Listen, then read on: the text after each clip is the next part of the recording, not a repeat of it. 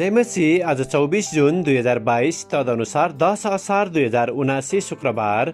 आज हामी माथिल्लो कोठाबाट हेर्नेछौँ। आजको शीर्षक छ अस्वीकार र स्वीकृति। आज हामी परमेश्वरको वचन भजन 66 को 16 देखि 20 सम्म पाठ गर्नेछौँ। परमेश्वरसित डराउनेहरू सबै आऊ र सुन, उहाँले मेरो निम्ति के गर्नुभयो मलाई भन्न देऊ।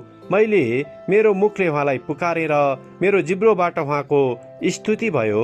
यदि मैले मेरो हृदयमा अधर्मलाई आश्रय दिएको भए परमेश्वरले सुन्नुहुने थिएन, तर साँच्ची नै परमेश्वरले सुन्नुभएको छ।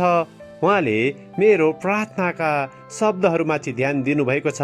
परमेश्वरलाई महिमा होस्, जसले मेरो प्रार्थना अस्वीकार गर्नुभएको छैन, न त मबाट उहाँको प्रेम हटाउनु भएको छ। आमेन। पहिलो सामुएल 16 को 7 लाई लेखक यहाँ जोड दिनुहुन्छ। तर परमप्रभुले शमूएललाई भन्नुभयो, त्यो सुन्दर र अग्लो भए तापनि त्यसको ख्याल नगर, मैले त्यसलाई इन्कार गरेको छु। परमप्रभुले मानिसले चाहिँ हेर्नुहुन्न, मानिसले रूप हेरेर विचार गर्छ, तर परमप्रभुले हृदयभित्र हेरेर विचार गर्नुहुन्छ। आमेन। लेखक आफ्नो अनुभव र विचारलाई यहाँ यसरी प्रस्तुत गर्नुहुन्छ। शब्दहरू फेरबदल गरी अरूहरूसँग कुरा गर्दा मलाई आनन्द लाग्छ। मैले लेखेको एउटा सानो लेख जो सम्पादकले स्वीकार गर्नुहुन्छ कि भन्ने कुराले मलाई आनन्दित तुल्याइरहेको थियो, तर त्यो लेख अस्वीकृत भयो। त्यसले गर्दा मेरो मन केही हदसम्म पीडित पनि भयो।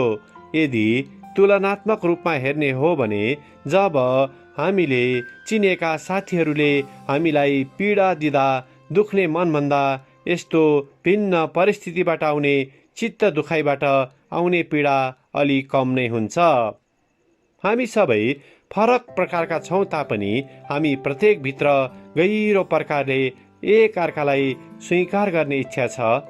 हामी फिट हुन चाहन्छौँ, हामी सुन्न चाहन्छौँ र हामी बुझ्न पनि चाहन्छौँ। म एक असिद्ध इसाई हुँ। मानिसहरूलाई भेट्दा उनीहरूले हामीलाई स्वीकार नगरेको वा नचिनेको कुरा पनि मलाई याद छ। मलाई यो कुरा निश्चय छ कि यदि मैले उनीहरूलाई इन्कार गरेँ भने उनीहरूको मन दुख्नेछ।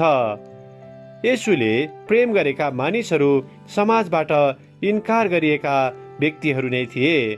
अरूबाट स्वीकार गरिनको लागि सङ्घर्ष गरिरहेको व्यक्तिलाई भेट्दा हामी कसरी जिउनुपर्छ भन्ने कुरा अरूमाझ देखाउन सक्छौँ। पहिलो सामुएल 16 को 7 मा भएको अन्तिम वाक्यले बताउँदछ कि मानिसले रूप हेरेर विचार गर्छ, तर परमप्रभुले हृदयभित्र हेरेर विचार गर्नुहुन्छ। जसरी हामीले हाम्रो हृदय र हाम्रा प्रतिक्रियाहरू जुन मानिसहरूको बिचमा राख्छौँ, ती मानिसहरू अरू समक्ष स्वीकार गरिनको लागि आफूलाई त्यसपछि तयार गर्न सक्छन्। यस्तो अवस्थामा भजन 66 को 20 अनुसार हामी यसरी उत्साहित हुन सक्छौँ। परमेश्वरलाई महिमा होस्, जसले मेरो प्रार्थना अस्वीकार गर्नुभएको छैन, न त मबाट उहाँको प्रेम हटाउनु भएको छ। आमेन। आजको विचार, मैले भेटेका हरेक व्यक्तिका लागि म परमेश्वरबाट प्राप्त स्वीकृतिलाई उपहारको रूपमा दिन सक्छु। प्रार्थना। हामी सबैका पिता, हामीले अरूहरूलाई बाहिरी रूपमा नभई भित्री रूपमा उनीहरूको हृदयलाई देख्न सहायता गर्नुहोस्।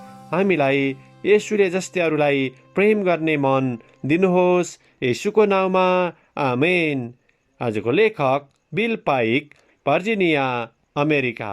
आजको प्रार्थनाको विषय, मबाट स्वीकार चाहने व्यक्तिहरूका निम्ति।